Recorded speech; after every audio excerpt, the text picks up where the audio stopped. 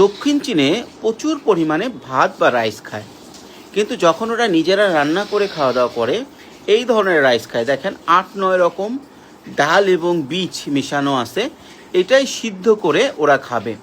এছাড়াও এখানে দেখেন কিছু সি ফুড ছোটো ছোটো করে কাটা আছে, সেটা দিয়ে রাইস আছে। আবার এখানে আছে বাদাম, ডাল এবং বাদাম দেওয়া রাইস, এটাই রান্না করে বা সিদ্ধ করে ওরা খাবে। এরকম বিভিন্ন ধরনের আছে।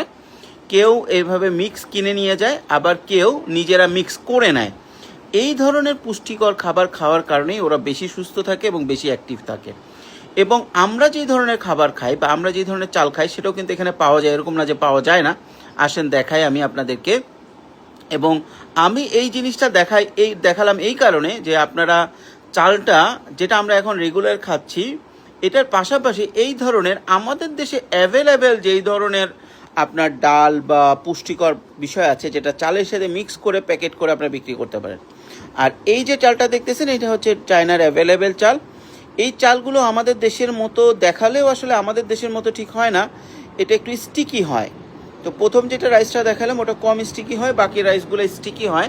চায়নাতে চাল খেতে বা ভাত খেতে এটা একটাই সমস্যা, স্টিকি রাইসটা এখানে বেশি চলে।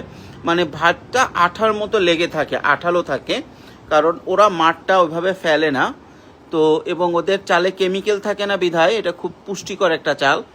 আর তার থেকে বড় কথা হচ্ছে ওরা যখন নিজেরা রান্না করে খায় তখন এই ধরনের মিক্স চালগুলো খায়। এখন বাংলাদেশেও অনেক স্বাস্থ্য সচেতন লোক আছে, আপনারা চাইলে এই ধরনের চাল বাংলাদেশে বিক্রি করা শুরু করতে পারেন। এবং এগুলো দেখেন ছোট করে প্যাকেট করাও আছে, আপনারা 1-1.5 কেজি 2 কেজি প্যাকেট করে প্রথমে পরীক্ষামূলকভাবে শুরু করতে পারেন। এবং কৃষি আইটেম বা যেগুলো কৃষিজাত আইটেম আছে এগুলোর বিভিন্ন ভ্যারাইটিস তৈরি করে ভালো ব্যবসা করতে পারে, যেটা চায়নায় খুব চমৎকার চলে।